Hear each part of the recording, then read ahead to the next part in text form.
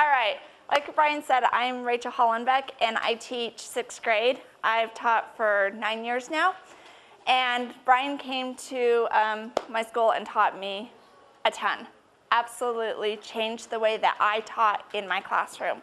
It's not going to get you more money, right? I know, but I'm trying. 3 basic steps that of consequences that teach. First thing you need to do is, like Brian said, all of you have problematic behavior. When you tell a child to work independently, what are some of the things that you guys see that is going to come up? Cell phones come out. Cell phones come out. Okay. So you need to have a procedure beforehand that is going to eliminate some of you guys have when you're telling the kids to do independent work. Okay, just not working. Okay, what else? Grabbing paper, sharpening pencils, Okay, definitely. Anybody else? They cuss in class. Okay. They what? They cuss. Okay, so those are all problems that you guys know through all your years of experience that you are going to have these problems. So find solutions for them beforehand. The one key that is so important is that you have to make sure that it is a behavior that is measurable.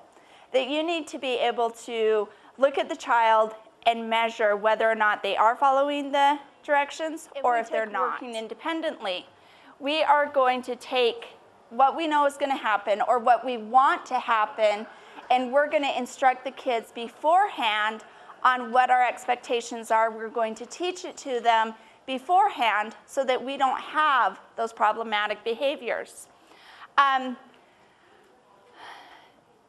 The wording needs to be short and kid-friendly, because if you have big, long, drawn-out explanations, the kids aren't going to understand it. They're not going to care. I always think of the Peanuts teacher or the adults in the Peanuts cartoons, how the adults are just, and I think when you draw it out too long, that's what the kids hear from us. So it needs to be short, friendly, short sentences. Okay. For example, independent work. This is a skill builder that I use in my classroom. I have great big posters right in front of the room where the kids can look and they're constantly reminded of the certain skill builder. So these are some of the problematic behaviors that we see. They're not listening during instructions. They're looking around, talking, counting the ceiling tiles. One of my kids' favorite things to do. Turning around in their seat to talk to their neighbor. Delaying getting to work. They're staying stuck on a problem. Immediately raising their hand. Sitting helplessly, not knowing what to do. I'm sure you guys have all seen all of those. So we need to change those to replacement behaviors. First, this is like the poster that I was telling you about. This is exactly what's on my wall. So on-task guidelines. First, I'm going to teach the kids, you need to listen carefully to instructions, and I'm going to demonstrate that for them. I'm going to show them what it looks like to be listening to instructions.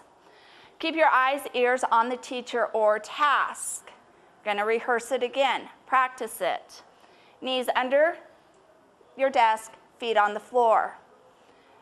Begin your work immediately, signal for help when needed, and keep on working.